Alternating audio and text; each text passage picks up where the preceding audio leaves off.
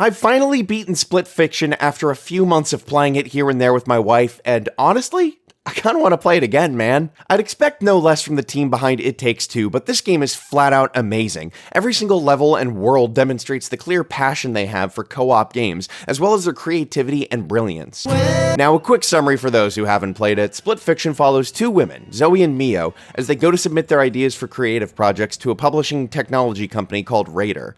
When they get there, they realize that they've been duped and that Raider uses a machine which pulls all your ideas from your head so that they can publish the stories themselves and get 100% of the profit. It's the perfect goofy premise for this type of game, and lets them go crazy with their ideas, because this is all happening in a VR experience for Zoe and Mio, so they don't have to worry about realism at all. Nothing is off limits. Now, what's really great about this premise here is that Mio is a sci-fi writer, while Zoe is a fantasy writer. You see their ideas clash with and confuse each other. It also allows for the setting to flip back and forth between the levels, keeping it fresh while exploring the two characters' personalities and life experiences.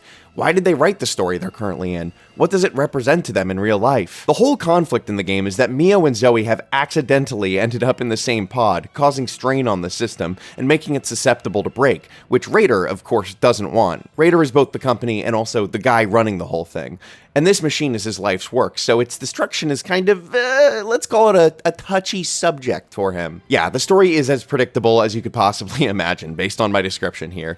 Mio and Zoe start off as adversarial, but due to the circumstances, they're working together and exploring each other's stories, which leads to them to appreciate each other's perspectives and interests. And by the way, this is not a criticism of the game. The story is as complex as it needs to be for this kind of thing. What's significantly more important here for a couch co-op game that most folks are going to play with their partner is the gameplay. And the gameplay sure fucking delivers, man. Each level has its own gimmick, and each player has a slightly different ability from the other. You'll be in a level where the gimmick is that you control a little sci-fi ball thing, where one player can jump around like magnetically or something, and then the other player's ball is like a swarm that can like hack computers and fit through tighter spaces. And then you'll be in a level where the gimmick is flying around on dragons, where one rolls and the other flies, and then it's like specialized sci-fi guns, and then it's wizards, and so on and so forth. You get the idea. The levels are just long enough that you'll really explore these gimmicks without them overstaying their welcome, or they're just being whiplashed from too much coming at you all at once. You can tell the team here wrapped the stories up as they felt like they explored all there was to explore with the gimmicks, which is perfect.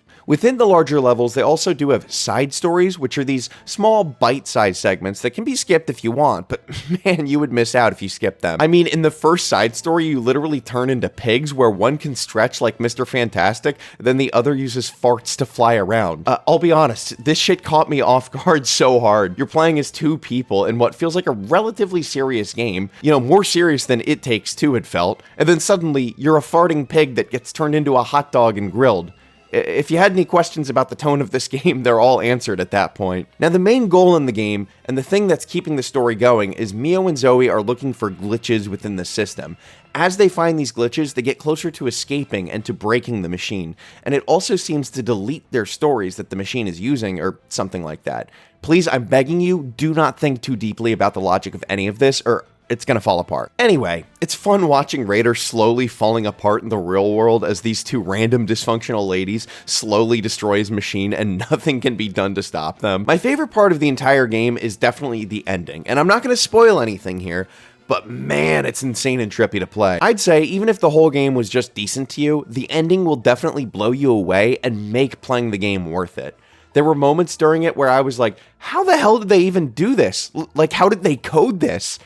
Now, my wife is a programmer and told me how she guessed that they probably did it, which, ruined the magic a little bit. I'm not going to lie to you.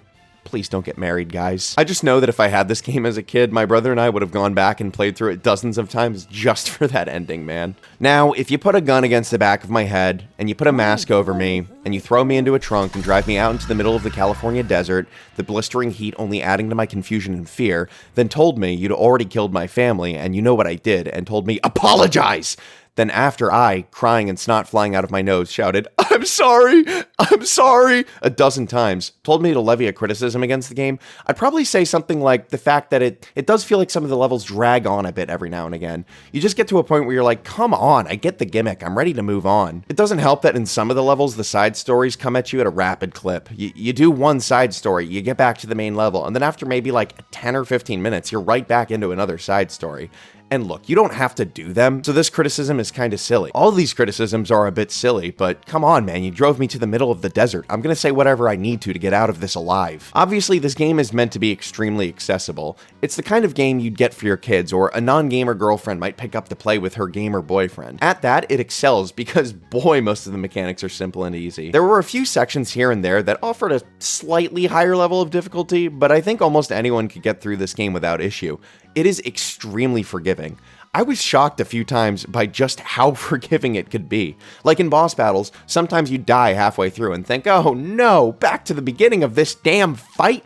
But nope, you'd spawn back in and the boss would be at like 3/4 health rather than the half health you'd had him down to. And I don't mind this easiness at all. I am certified dog shit at video games and get pretty bad gamer rage, so I don't love very difficult games. I play them every now and again, but I usually don't have a good time because they just piss me off. I tried playing Elden Ring, but it just made me seethe with anger. I'll try again at some point, but I might need some therapy first. Especially after that whole, kidnapping and being dragged to the middle of the desert thing. Why did you do that to me? But anyway, the easiness of this game is perfect for a casual little couch co-op game to play with your partner. The low stakes of deaths also means that you're not going to get very angry with each other for messing up because you're barely losing any progress, so there isn't really anything to be mad about. I loved playing this game, and yeah, like I said, I kind of want to play it again. It's cool because there are the two characters that do different things throughout the game, so even though I played through as Mio the first time, I could go back and play as Zoe, and while the experience is going to be similar, it'll be different enough that it'll keep it fresh for another playthrough. You should be playing this game right now. What are you waiting for?